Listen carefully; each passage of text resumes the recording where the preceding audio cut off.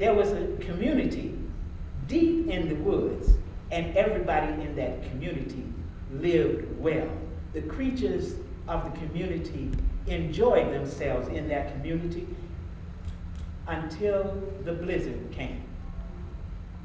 Oh, when the blizzard first came, they enjoyed it. It was different, but they enjoyed it. It was all right. But the blizzard wouldn't go away. And the snow kept building and building and building until little animals started to disappear. The least of these, my little ones, started to disappear. When you looked for a rabbit, you could only see its ears. When you looked for a mouse, you could just see barely the tip of its tail. And so on down the line, the smallest animals were taken over by the blizzard, and the bigger animals, the ones who were surviving and doing well. Do you hear me? Work with God. Do what you gotta do. When the bigger animals saw what was happening, they had a meeting. And they said, do we all see what's happening here? And everybody agreed that the little animals were being overwhelmed by a blizzard, and if they weren't going to do something about it, then that would still be the case, and it wouldn't be right to not to have the little animals. It wouldn't be right to have the least of these, my little ones. It wouldn't be right to not take care of the folks that don't get equal pay. I'm keeping on. And so they had a meeting, and they said, well, let's think about this thing together. And they thought about it, and so the first one to speak was Eagle. The eagle said, I know what we can do. We could send Raccoon to 12th heaven to see the Creator who made all things and knows the reason why. If we send, they said, no, we can't send Raccoon because Raccoon is a nighttime animal, and by the time it gets daytime, we could really throw him off, and he'd never make it.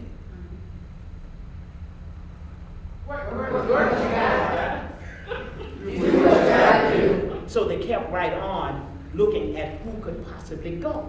You know, you have to send a delegation. Lord have mercy. 3 women came up in here in '67. Yes, doing what? Lord have mercy. So they tried to nominate Coyote. They said, no, we cannot. You know how Coyote is? Coyote don't know. Coyote is a trickster. You get Coyote trying to go somewhere, he ain't never gonna make it off the earth. He can't go. And somebody said, well, Owl is very wise, and Owl could go. And Owl said, ooh, but I don't have the wings to take the trip. I don't have the wings to take the trip. They went through, and sitting high in a tree was a beautiful bird with the colors of the rainbow. Rainbow Crow. And Rainbow Crow flew down and made himself a volunteer to go. I'll go. There's a song that says, children, where will I send thee? Where will I send thee?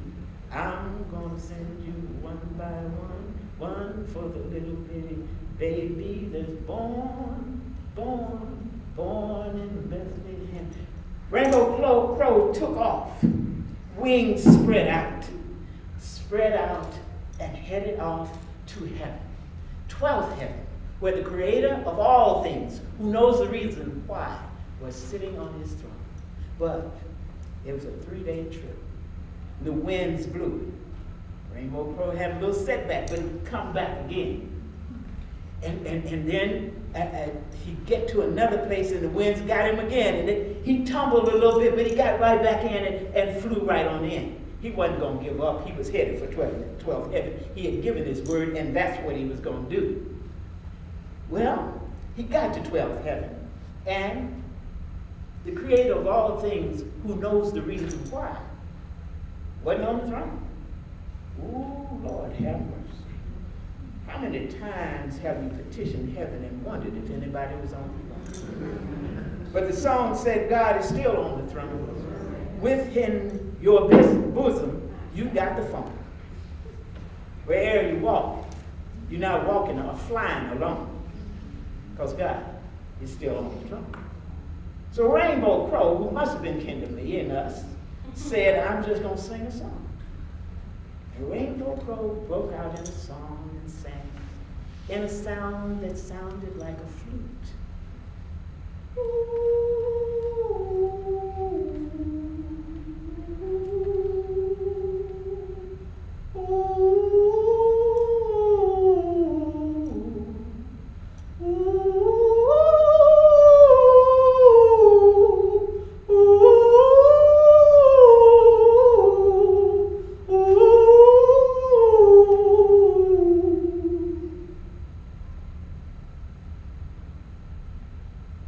The Creator came back and said, who is this?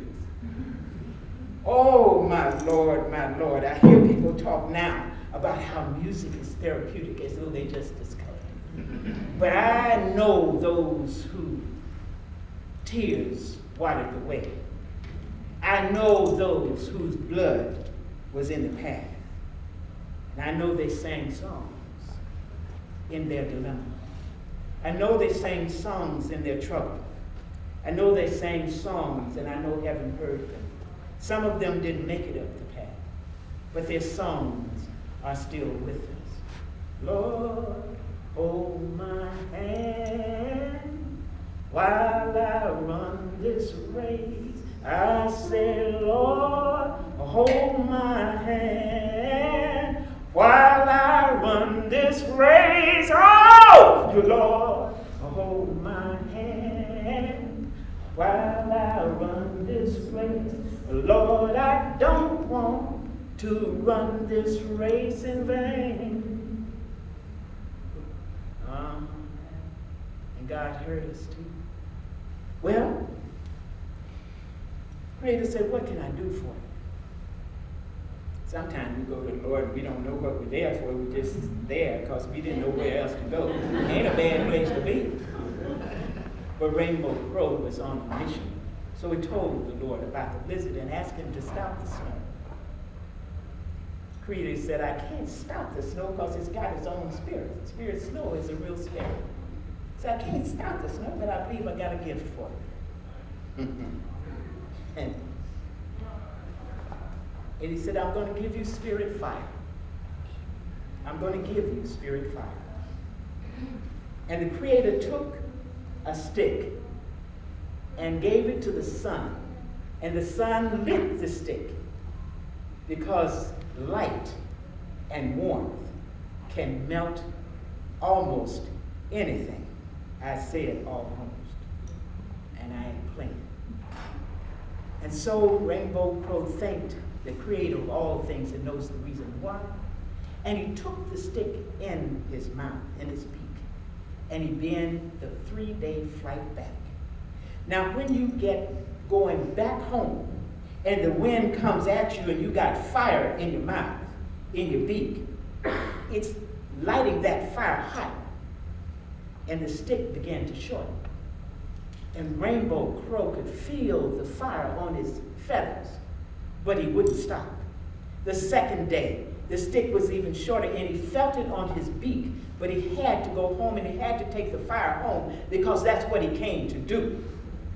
And when he got on the third day, he was in pain. He could barely stand the pain, but he kept right on flying because that's what he came to do.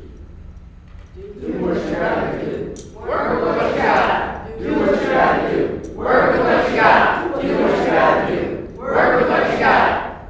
He got home with just enough fire.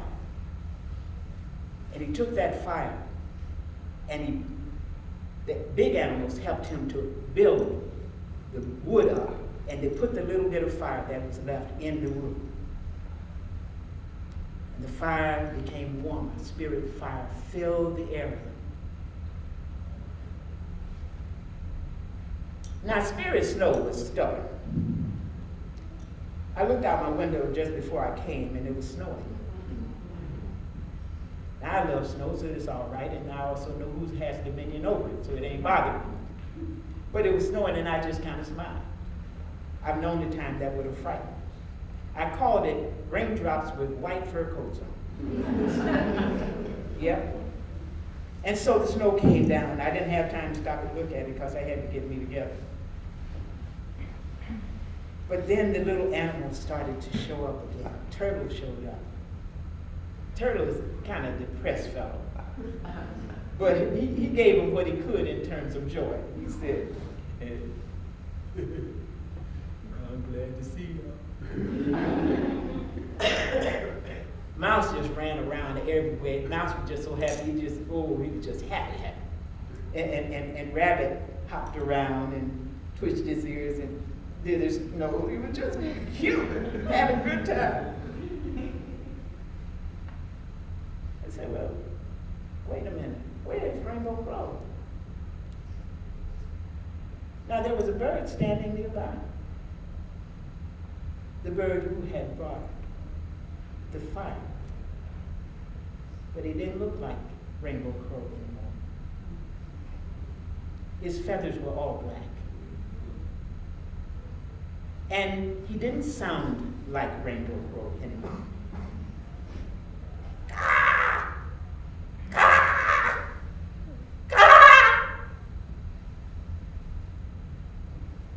They said, well, what happened?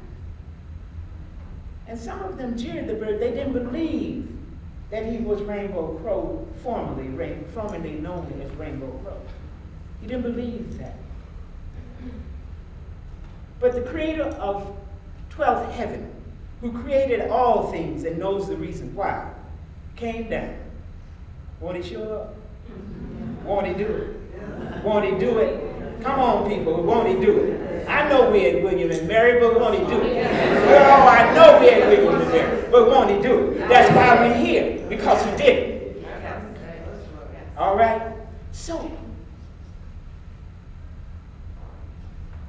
Rainbow Crow, formerly known as Rainbow Crow, said to, he said, look at me,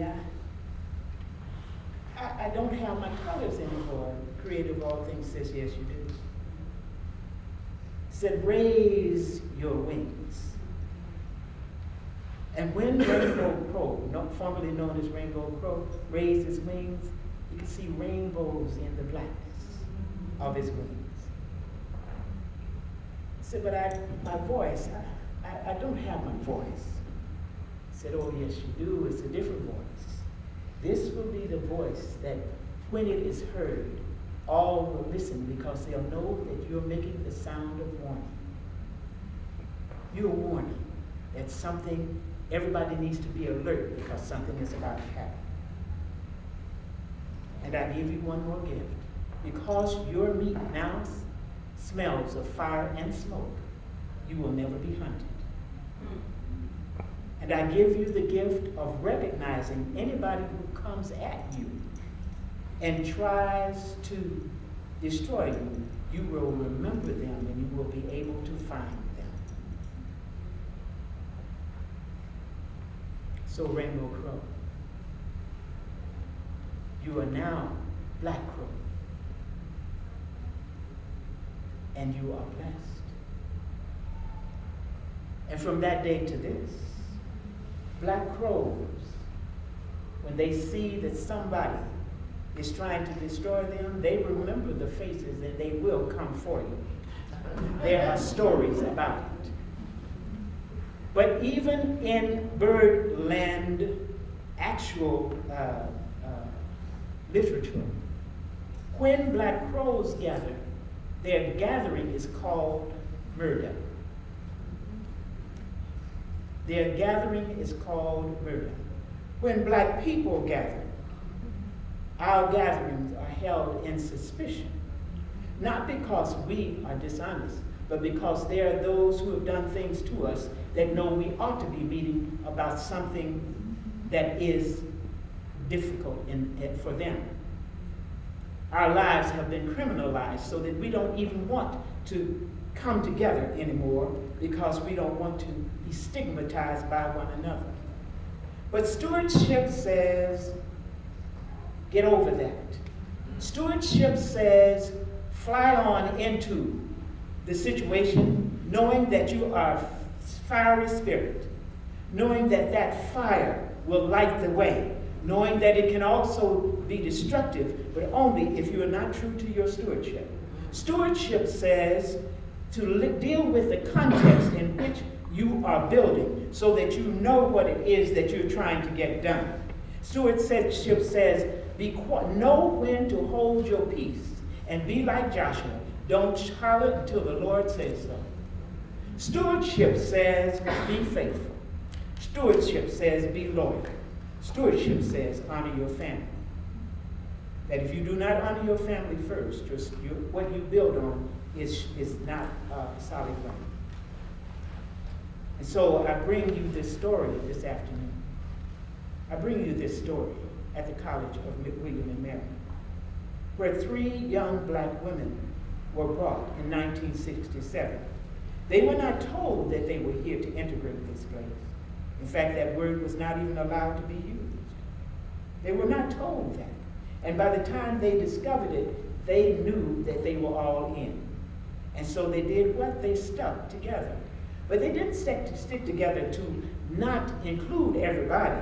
They had friends. They talked about having friends that when they had done something they had no business, like coming back to the dorm on time. Their room was on the corner. And they would go and open the door for folks they didn't have no business open the door. One of them said that she was walking behind high officials one day, and one of them said that she heard it said that they would not succeed at the College of William and Mary. She did not say anything to the high officials. She just stepped on the back of her shoe. I ain't gonna look at nobody. Stepped on the back of her shoe and went on about her business. They had a wonderful sense of humor. You've got to have a wonderful sense of humor. And the same one that stood on the back of the shoe talked about the time in chemistry lab. She wasted some chemicals on her polyester pants. And by the time she got to her dorm, she didn't have no pants on. There's a diplomat in the room. She's quiet. She listens, but she's quiet. We embody all of that. There's one in the room that has the sweetest voice, and she talks very softly. She's raised with boys. And when she decides that there is something to say in the sweetest voice, she will say it, and then hope that it doesn't hurt anybody. All of us embody all of that. And we must use it, because what? Do what you gotta do. Work with what you got. We do what we gotta do as stewards, and we work with what we got, however humble that is.